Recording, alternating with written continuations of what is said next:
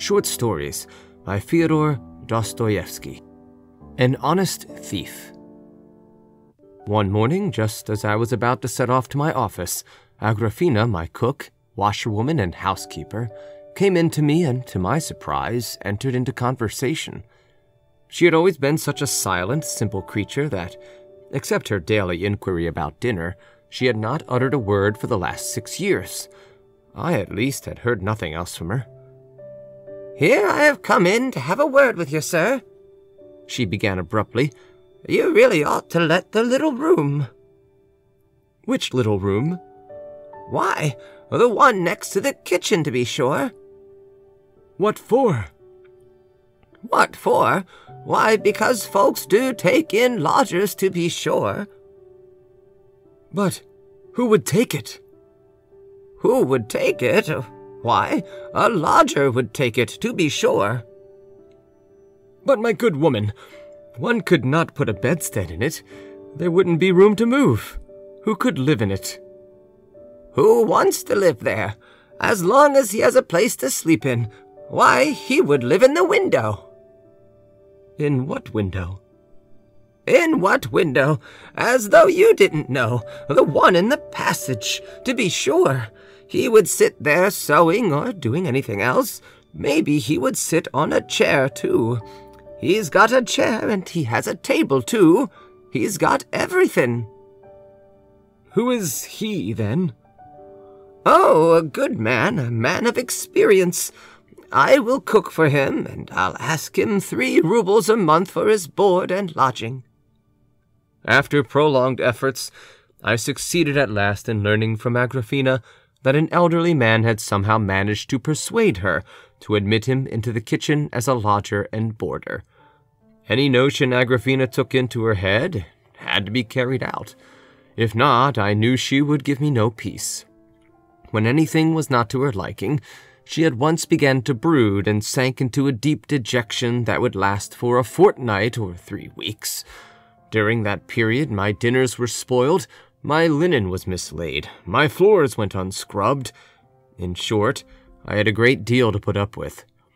I had observed long ago that this inarticulate woman was incapable of conceiving a project, of originating an idea of her own.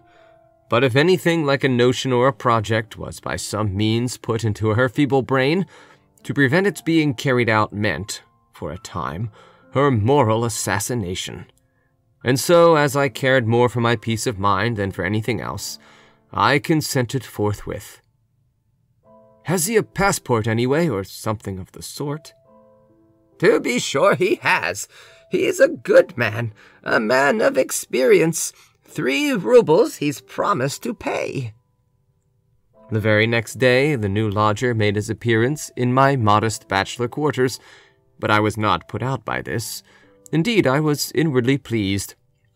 I lead, as a rule, a very lonely hermit's existence. I have scarcely any friends. I hardly ever go anywhere. As I had spent 10 years never coming out of my shell, I had, of course, grown used to solitude, but another 10 or 15 years or more of the same solitary existence with the same Agrafena in the same bachelor quarters was, in truth, a somewhat cheerless prospect, and therefore a new inmate, if well-behaved, was a heaven-sent blessing. Agrafena had spoken truly. My lodger was certainly a man of experience. From his passport it appeared that he was an old soldier, a fact which I should have known, indeed, from his face. An old soldier is easily recognized. Astafi Ivanovitch was a favorable specimen of his class. We got on very well together. What was best of all, Astafi Ivanovitch would sometimes tell a story, describing some incident in his own life. In the perpetual boredom of my existence, such a storyteller was a veritable treasure. One day he told me one of these stories. It made an impression on me. The following event was what led to it. I was left alone in the flat. Both Astafi and Agrafena were out on business of their own. All of a sudden, I heard from the inner room somebody, I fancied a stranger, come in. I went out. There actually was a stranger in the passage, a short fellow wearing no overcoat in spite of the cold autumn weather. What do you want?" "Does a clerk called Alexandrov live here?" "Nobody of that name here, brother. Goodbye."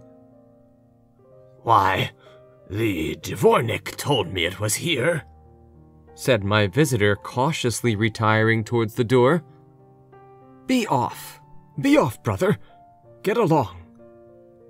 Next day after dinner, while Astafi Ivanovitch was fitting on a coat which he was altering for me, again someone came into the passage. I half opened the door.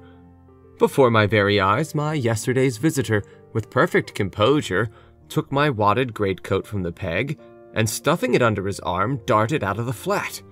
Agrafena stood all the time staring at him, agape with astonishment and doing nothing for the protection of my property.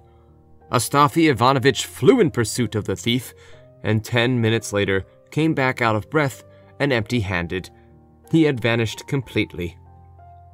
"Well, there's a piece of luck, Astafi Ivanovitch." "It's a good job your cloak is left, or he would have put you in a plight, the thief." But the whole incident had so impressed Astafi Ivanovitch that I forgot the theft as I looked at him. He could not get over it. Every minute or two he would drop the work upon which he was engaged and would describe over again how it all happened, how he had been standing, how the great coat had been taken down before his very eyes not a yard away, and how it had come to pass that he could not catch the thief. Then he would sit down to his work again and leave it once more, and at last I saw him go down to the dvornik and tell him all about it, and to upbraid him for letting such a thing happen in his domain. Then he came back and began scolding Agrafena. Then he sat down to his work again, and long afterwards he was still muttering to himself how it had all happened, how he stood there, and I was here, how before our eyes, not a yard away, the thief took the coat off the peg, and so on. In short, though Astafi Ivanovitch understood his business, he was a terrible slow coach and busybody. "He's made fools of us, Astafi Ivanovitch," I said to him in the evening, as I gave him a glass of tea. I wanted to while away the time by recalling the story of the lost greatcoat, the frequent repetition of which, together with the great earnestness of the speaker, was beginning to become very amusing.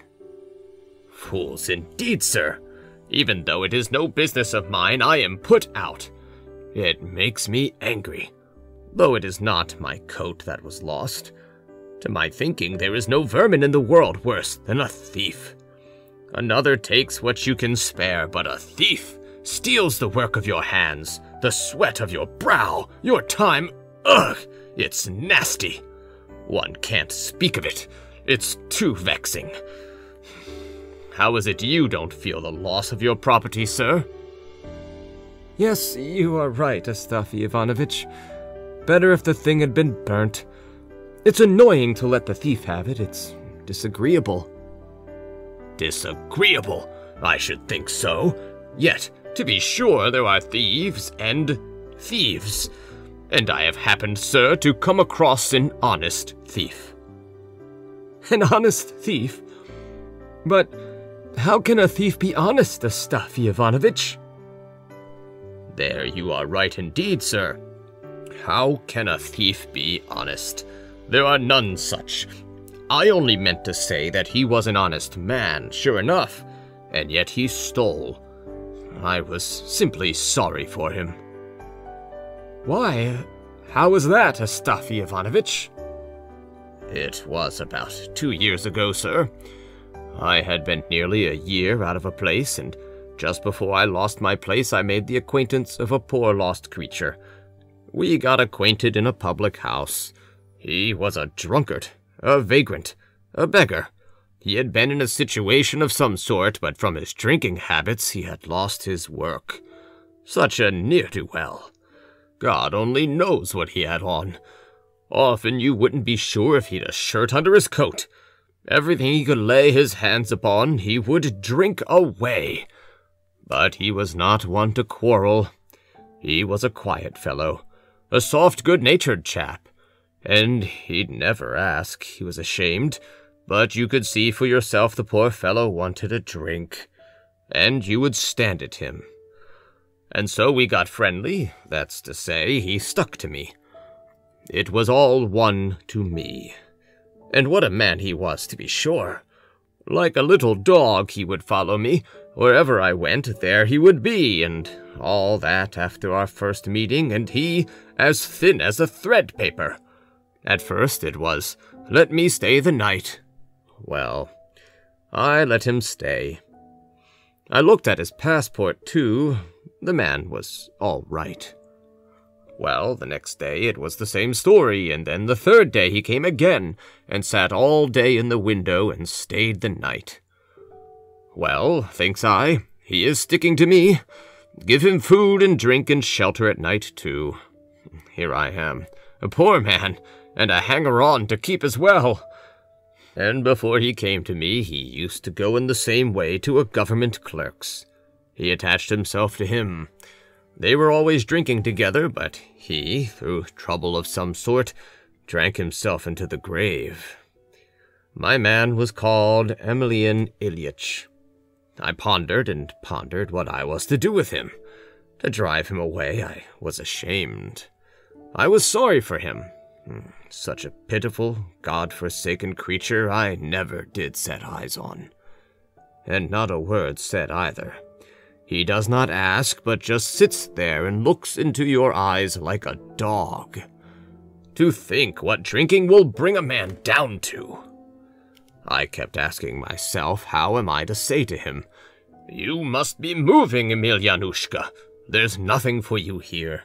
You've come to the wrong place. I shall soon not have a bite for myself. How am I to keep you, too?" I sat and wondered what he'd do when I said that to him, and I seemed to see how he'd stare at me, if he were to hear me say that, how long he would sit and not understand a word of it, and when it did get home to him at last, how he would get up from the window, would take up his bundle. I can see it now. The red check handkerchief full of holes, with God knows what wrapped up in it, which he had always with him, and then how he would set his shabby old coat to rights, so that it would look decent and keep him warm, so that no holes would be seen. He was a man of delicate feelings. And how he'd open the door and go out with tears in his eyes. Well, there's no letting a man go to ruin like that. One's sorry for him. And then again, I'd think, how am I off myself? Wait a bit. Emelianushka, says I to myself, you've not long to feast with me. I shall soon be going away, and then you will not find me. Well, sir, our family made a move, and Alexander Philomonovitch, my master, now deceased, God rest his soul, said, I am thoroughly satisfied with you, Astafy Ivanovitch. When we come back from the country, we will take you on again. I had been butler with them. A nice gentleman he was, but he died that same year. Well, after seeing him off, I took my belongings, what little money I had, and I thought I'd have a rest for a time. So I went to an old woman I knew, and I took a corner in her room. There was only one corner free in it. She had been a nurse, so now she had a pension and a room of her own. Well, now goodbye, Emelianushka, thinks I. You won't find me now, my boy. And what do you think, sir? I had gone out to see a man I knew, and when I came back in the evening, the first thing I saw was Emelianushka. There he was, sitting on my box, and his check bundle beside him. He was sitting in his ragged old coat, waiting for me. And to while away the time, he had borrowed a church book from the old lady, and was holding it wrong side upwards. He'd scented me out. My heart sank. Well, thinks I, there's no help for it. Why didn't I turn him out at first? So I asked him straight off. Have you brought your passport, Emelianushka? I sat down on the spot, sir, and began to ponder. Will a vagabond like that be very much trouble to me?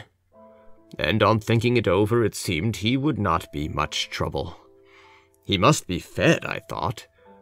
Well, a bit of bread in the morning, and to make it go down better, I'll buy him an onion. At midday I should have to give him another bit of bread and an onion, and in the evening onion again with kvass, with some more bread if he wanted it. And if some cabbage soup were to come our way, then we should both have had our fill. I am no great eater myself, and a drinking man, as we all know, never eats. All he wants is herb brandy or green vodka. He'll ruin me with his drinking, I thought, but then another idea came into my head, sir, and took great hold on me. So much so that if Emelianushka had gone away, I should have felt that I had done nothing to live for, I do believe. I determined on the spot to be a father and guardian to him. I'll keep him from ruin, I thought. I'll wean him from the glass. You wait a bit, thought I. Very well, Emelianushka, you may stay. Only, you must behave yourself. You must obey orders. Well, thinks I to myself, I'll begin by training him to work of some sort, but not all at once. Let him enjoy himself a little first, and I'll look round and find something you are fit for, Emelianushka. For every sort of work a man needs a special ability, you know, sir. And I began to watch him on the quiet. I soon saw Emelianushka was a desperate character. I began, sir, with a word of advice. I said this and that to him. Emelianushka, said I, you ought to take a thought and mend your ways. Have done with drinking. Just look what rags you go about in. That old coat of yours, if I may make bold to say so, is fit for nothing but a sieve. A pretty state of things. It's time to draw the line, sure enough. Emelianushka sat and listened to me with his head hanging down. Would you believe it, sir? It had come to such a pass with him. He'd lost his tongue through drink and could not speak a word of sense. Talk to him of cucumbers, and he'd answer back about beans. He would listen and listen to me, and then heave such a sigh. What are you sighing for, Emelian Ilyich? I asked him. Oh, nothing, don't you mind me, Astafy Ivanovitch. Do you know there were 2 women fighting in the street today, Astafy Ivanovitch? One upset the other woman's basket of cranberries by accident. Well, what of that? And the second one upset the other's cranberries on purpose and trampled them underfoot, too. Well, and what of it, Emelian Ilyich? Why, nothing, Astafy Ivanovitch, I just mentioned it. Nothing, I just mentioned it. Emelianushka, my boy, I thought you've squandered and drunk away your brains. And do you know, a gentleman dropped a money note on the pavement in Gohova Street?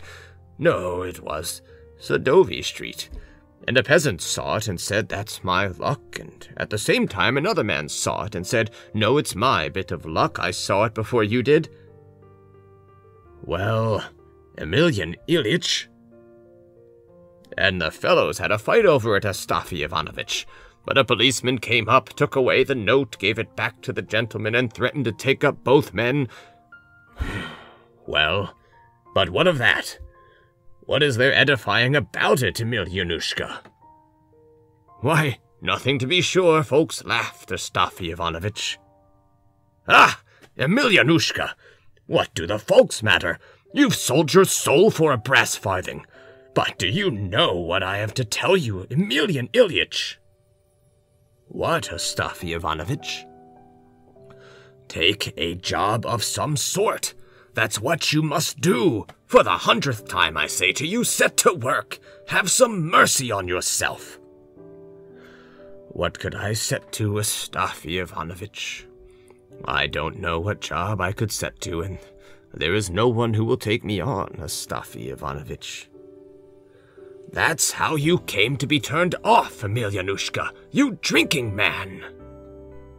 And do you know, Vlas the waiter was sent for to the office today, Astafy Ivanovitch. Why did they send for him, Emelianushka? I asked. I could not say why, Astafy Ivanovitch. I suppose they wanted him there, and that's why they sent for him. Thought I. We are in a bad way, poor Emelianushka. The Lord is chastising us for our sins. Well, sir, what is one to do with such a man? But a cunning fellow he was, and no mistake. He'd listen and listen to me, but at last I suppose he got sick of it. As soon as he sees I'm beginning to get angry, he'd pick up his old coat and out he'd slip and leave no trace. He'd wander about all day and come back at night drunk. Where he got the money from, the Lord only knows. I had no hand in that. No, said I. Emelian Ilyich, you'll come to a bad end. Give over drinking, mind what I say now. Give it up. Next time you come home in liquor, you can spend the night on the stairs. I won't let you in. After hearing that threat, Emelianushka sat at home that day and the next, but on the third he slipped off again. I waited and waited. He didn't come back. Well, at least I don't mind owning. I was in a fright, and I felt for the man too. What have I done to him? I thought. I've scared him away. Where's the poor fellow gone to now? He'll get lost, maybe. Lord have mercy upon us. Night came on, he did not come. In the morning I went out into the porch. I looked, and if he hadn't gone to sleep in the porch, there he was with his head on the step and chilled to the marrow of his bones. What next, Emelianushka? God have mercy on you. Where will you get to next? Why, you were sort of angry with me, Astafy Ivanovitch, the other day. You were vexed and promised to put me to sleep in the porch, so I didn't venture to come in, Astafy Ivanovitch, and so I lay down here. I did feel angry. And sorry, too. Surely, you might undertake some other duty, Emelianushka, instead of lying here guarding the steps, I said. Why, what other duty, Astafy Ivanovitch? You lost soul! I was in such a rage. I called him that. If you could but learn tailoring work. Look at your old rag of a coat. It's not enough to have it in tatters. Here you are sweeping the steps with it. You might take a needle and boggle up your rags as decency demands. Ugh, you drunken man! What do you think, sir? He actually did take a needle. Of course, I said it in jest, but he was so scared he set to work. He took off his coat and began threading the needle. I watched him, as you may well guess. His eyes were all red and bleary, and his hands were all of a shake. He kept shoving and shoving the thread and could not get it through the eye of the needle. He kept screwing his eyes up and wetting the thread and twisting it in his fingers. It was no good. He gave it up and looked at me. Well, said I, this is a nice way to treat me. If there had been folks by to see, I don't know what I should have done. Why, you simple fellow, I said it to you in a joke, as a reproach. Give over your nonsense. God bless you, sir. Sit quiet and don't put me to shame. Don't sleep on my stairs and make a laughing-stock of me. Why, what am I to do, Astafy Ivanovitch? I know very well I am a drunkard and good for nothing. I can do nothing but vex you, my benefactor. And all that, his blue lips began all of a sudden to quiver, and a tear ran down his white cheek and trembled on his stubbly chin, and then poor Emelianushka burst into a regular flood of tears. Mercy on us! I felt as though a knife were thrust into my heart. The sensitive creature. I'd never have expected it. Who could have guessed it? No. Emelianushka, thought I shall give you up altogether. You can go your way like the rubbish you are. Well, sir, why make a long story of it? And the whole affair is so trifling it's not worth wasting words upon. Why, you, for instance, sir, would not have given a thought to it, but I would have given a great deal, if I had a great deal to give, that it never should have happened at all. I had a pair of riding breeches by me, sir. Deuce take them. Fine, first-rate riding breeches they were, too. Blue with a check on it. They'd been ordered by a gentleman from the country, but he would not have them after all, said they were not full enough, so they were left on my hands. It struck me that they were worth something. At the second-hand dealer's I ought to get 5 silver rubles for them, or if not, I could turn them into 2 pairs of trousers for Petersburg gentlemen and have a piece over for a waistcoat for myself. Of course, for poor people like us, everything comes in, and it happened just then that Emelianushka was having a sad time of it. There he sat day after day. He did not drink. Not a drop passed his lips. But he sat and moped like an owl. It was sad to see him. He just sat and brooded. Well, thought I, either you've got not a copper to spend, my lad, or else you're turning over a new leaf of yourself. You've given it up. You've listened to reason. Well, sir, that's how it was with us. And just then came a holiday. I went to vespers, and when I came home I found Emelianushka sitting in the window, drunk and rocking to and fro. Ah, so that's what you've been up to, my lad. And I went to get something out of my chest, and when I looked in, the breeches were not there. I rummaged here and there. They'd vanished. When I ransacked everywhere and saw they were not there, something seemed to stab me to the heart. I ran first to the old dame and began accusing her. Of Emelianushka I'd not the faintest suspicion, though there was cause for it in his sitting there drunk. No, said the old body. God be with you, my fine gentleman. What good are riding breeches to me? Am I going to wear such things? Why, a skirt I lost the other day through a fellow of your sort. I know nothing. I can tell you nothing about it, she said. Who has been here? Who has been in? I asked. Why, nobody has been in, my good sir, says she. I've been here all the while. Emelian Ilyich went out and came back again. There he sits. Ask him. Emelianushka, said I. Have you taken those new riding breeches for anything? You remember the pair I made for that gentleman from the country? No, Astafy Ivanovitch, said he. I've not, touched them. I was in a state. I hunted high and low for them. They were nowhere to be found, and Emelianushka sits there rocking himself to and fro. I was squatting on my heels facing him and bending over the chest, and all at once I stole a glance at him. Alack, I thought. My heart suddenly grew hot within me, and I felt myself flushing up too, and suddenly Emelianushka looked at me. No, Astafy Ivanovitch, said he. Those riding breeches of yours, maybe you are thinking, maybe I took them, but I never touched them. But what can have become of them, Emelian Ilyich? No, Astafy Ivanovitch, said he. I've never seen them. Why, Emelian Ilyich, I suppose they've run off of themselves, eh?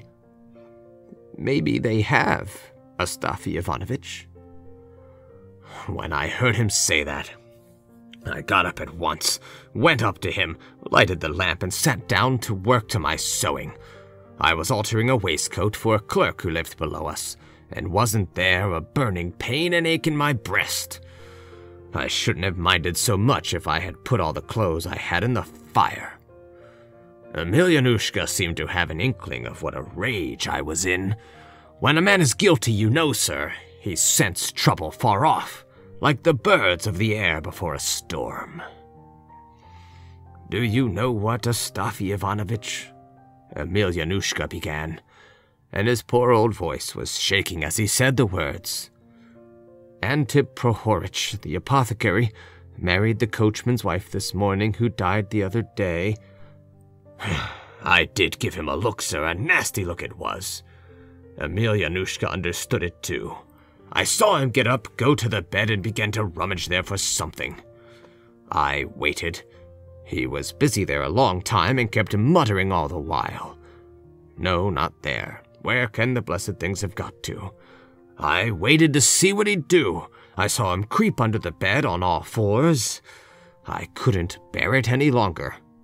"What are you crawling about under the bed for, Emelian Ilyich?" said I. "Looking for the breeches, Astafy Ivanovitch. Maybe they've dropped down there somewhere." "Why should you try to help a poor simple man like me?" said I. "Crawling on your knees for nothing, sir." I called him that in my vexation. "Oh, never mind, Astafy Ivanovitch, I'll just look. They'll turn up maybe somewhere." Said I. "Look here, Emelian Ilyich." "What is it, Astafy Ivanovitch?" said he. "Haven't you simply stolen them from me like a thief and a robber, in return for the bread and salt you've eaten here?" said I. I felt so angry, sir, at seeing him fooling about on his knees before me. "No, Astafy Ivanovitch." And he stayed lying as he was on his face under the bed. A long time he lay there, and then at last crept out. I looked at him, and the man was as white as a sheet. He stood up and sat down near me in the window and sat for some 10 minutes. "No, Astafy Ivanovitch," he said. And all at once he stood up and came towards me, and I can see him now. He looked dreadful. "No, Astafy Ivanovitch," said he. "I never sort of touched your breeches." He was all of a shake, poking himself in the chest with a trembling finger, and his poor old voice shook so that I was frightened, sir, and sat though I was rooted to the window seat. "Well, Emelian Ilyich," said I, "as you will. Forgive me if I, in my foolishness, have accused you unjustly. As for the breeches, let them go hang. We can live without them. We still are hands, thank God. We need not go thieving or begging from some other poor man. We'll earn our bread." Emelianushka heard me out and went on standing there before me. I looked up, and he had sat down, and there he sat all the evening without stirring. At last I lay down to sleep. Emelianushka went on sitting in the same place. When I looked out in the morning, he was lying curled up in his old coat on the bare floor. He felt too crushed even to come to bed. Well, sir, I felt no more liking for the fellow from that day. In fact, for the first few days, I hated him. I felt as if one may say as though my own son had robbed me and done me a deadly hurt. "Ah," thought I, "Emelianushka, Emelianushka." And Emelianushka, sir, went on drinking for a whole fortnight without stopping. He was drunk all the time and regularly besotted. He went out in the morning and came back late at night, and for a whole fortnight I didn't get a word out of him. It was as though grief was gnawing at his heart, or as though he wanted to do something for himself completely. At last he stopped. He must have come to the end of all he'd got. And then he sat in the window again. I remember he sat there without speaking for 3 days and 3 nights. All of a sudden I saw that he was crying. He was just sitting there, sir, and crying like anything, a perfect stream, as though he didn't know how his tears were flowing. And it's a sad thing, sir, to see a grown-up man, and an old man, too, crying from woe and grief. "What's the matter, Emelianushka?" said I. He began to tremble so that he shook all over. I spoke to him for the first time since that evening. "Nothing, Astafy Ivanovitch." God be with you, Emelianushka. What's lost is lost. Why are you moping about like this? I felt sorry for him. Oh, nothing, Astafy Ivanovitch, it's no matter. I want to find some work to do, Astafy Ivanovitch. And what sort of work, pray, Emelianushka? Why, any sort. Perhaps I could find a situation such as I used to have. I've been all ready to ask Fedosey Ivanitch. I don't like to be a burden on you, Astafy Ivanovitch. If I can find a situation, Astafy Ivanovitch, then I'll pay it you all back and make you a return for all your hospitality. Enough, Emelianushka, enough. Let bygones be bygones, and no more to be said about it. Let us go on as we used to do before. No, Astafy Ivanovitch, you maybe think, but I never touched your riding breeches. Well, have it your own way. God be with you, Emelianushka. No, Astafy Ivanovitch, I can't go on living with you. That's clear. You must excuse me, Astafy Ivanovitch. Why, God bless you, Emelian Ilyich. Who's offending you and driving you out of the place? Am I doing it? No, it's not the proper thing for me to live with you like this, Astafy Ivanovitch. I'd better be going. He was so hurt, it seemed. He stuck to his point.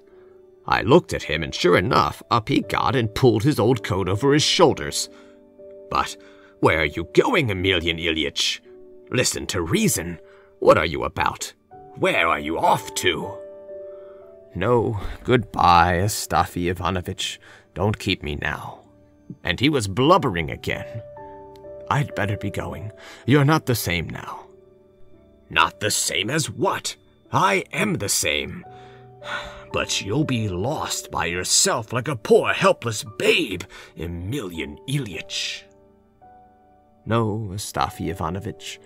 When you go out now, you lock up your chest, and it makes me cry to see it, Astafy Ivanovitch. You'd better let me go, Astafy Ivanovitch, and forgive me all the trouble I've given you while I've been living with you. Well, sir, the man went away. I waited for a day. I expected he'd be back in the evening. No. Next day, no sign of him. Nor the third day either. I began to get frightened. I was so worried I couldn't drink, I couldn't eat, I couldn't sleep. The fellow had quite disarmed me. On the fourth day, I went out to look for him. I peeped into all the taverns to inquire for him, but no. Emelianushka was lost. Have you managed to keep yourself alive, Emelianushka? I wondered. Perhaps he is lying dead under some hedge. Poor drunkard, like a sodden log. I went home more dead than alive. Next day, I went out to look for him again, and I kept cursing myself that I'd been such a fool as to let the man go off by himself. On the fifth day, it was a holiday. In the early morning, I heard the door creak. I looked up, and there was my Emelianushka coming in. His face was blue, and his hair was covered with dirt as though he'd been sleeping in the street. He was as thin as a match. He took off his old coat, sat down on the chest, and looked at me.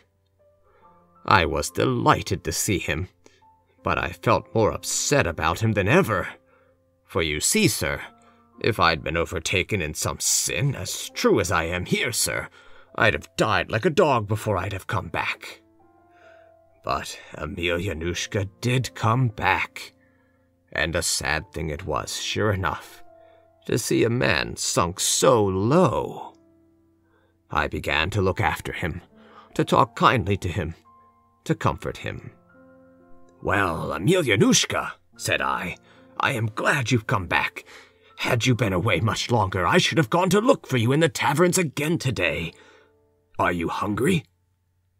No, Astafy Ivanovitch. Come now, aren't you really? Here, brother, is some cabbage soup left over from yesterday. There was meat in it. It is good stuff. And here is some bread and onion. Come, eat it. It'll do you no harm."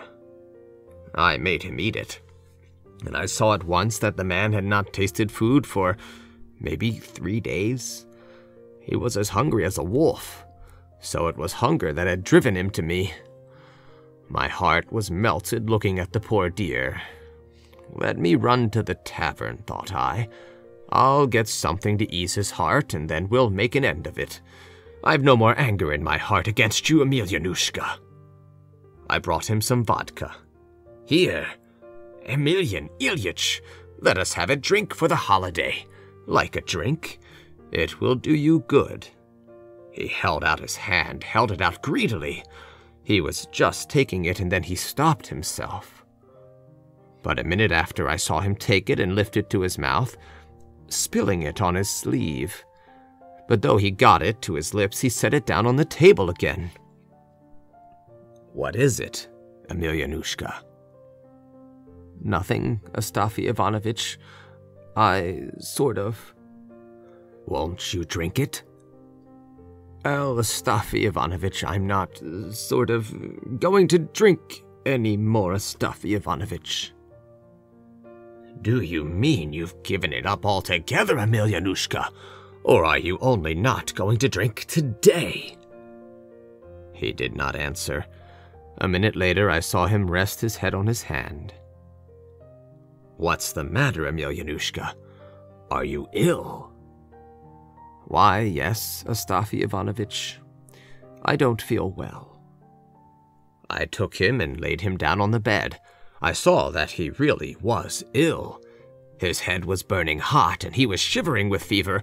I sat by him all day. Toward night, he was worse. I mixed him some oil and onion and kvass and bread broken up. "Come, eat some of this," said I, "and perhaps you'll feel better." He shook his head. "No," said he, "I won't have any dinner today, Astafy Ivanovitch." I made some tea for him. I quite flustered our old woman. He was no better. Well, thinks I, it's a bad lookout. The third morning I went for a medical gentleman. There was one I knew living close by, Kostopravov by name. I'd made his acquaintance when I was in service with the Bazamiagins. He attended me. The doctor come and looked at him. "He's in a bad way," said he. "It was no use sending for me, but if you like, I can give him a powder." Well, I didn't give him a powder. I thought that's just the doctor's little game. And then the 5th day came. He lay, sir, dying before my eyes. I sat in the window with my work in my hands.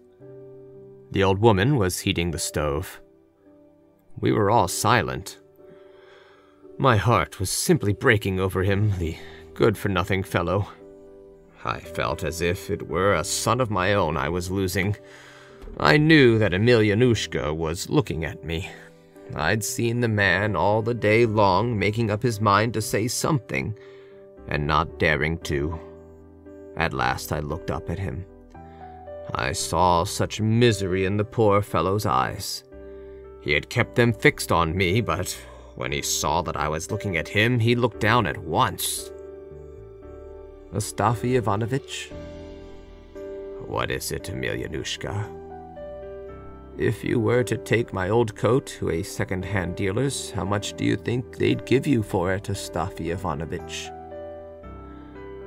"There's no knowing how much they'd give. Maybe they would give me a ruble for it, Emelian Ilyich. But if I had taken it, they wouldn't have given a farthing for it, but would have laughed in my face for bringing such a trumpery thing. I simply said that to comfort the poor fellow, knowing the simpleton he was. But I was thinking, Astafy Ivanovitch, they might give you 3 rubles for it. It's made of cloth, Astafy Ivanovitch. How could they only give 1 ruble for a cloth coat?"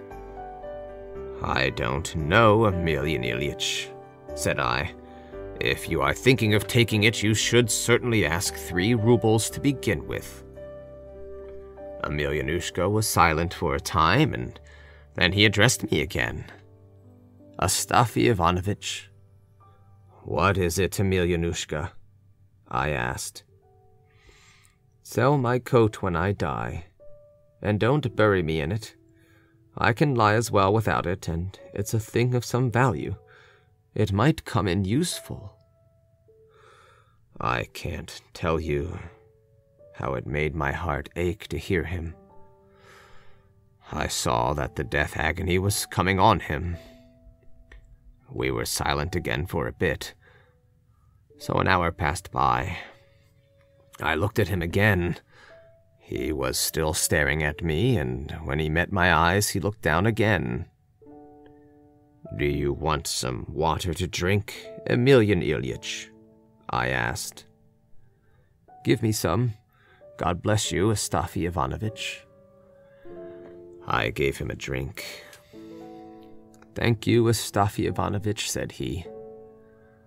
Is there anything else you would like, Emelianushka? No, Astafy Ivanovitch. There's nothing I want, but sort of. What? I only. What is it, Emelianushka? Those riding breeches. It was, sort of, I who took them, Astafy Ivanovitch. Well, God forgive you, Emelianushka, said I. You poor, sorrowful creature. Depart in peace. And I was choking myself, sir, and the tears were in my eyes. I turned aside for a moment. Astafy Ivanovitch. I saw Emelianushka wanted to tell me something. He was trying to sit up, trying to speak, and mumbling something. He flushed red all over suddenly, looked at me. Then I saw him turn white again. Whiter and whiter. And he seemed to sink away all in a minute. His head fell back. He drew one breath and gave up his soul to God. End of An Honest Thief by Fyodor Dostoïevski. Recording by John Van Stan, Savannah, Georgia.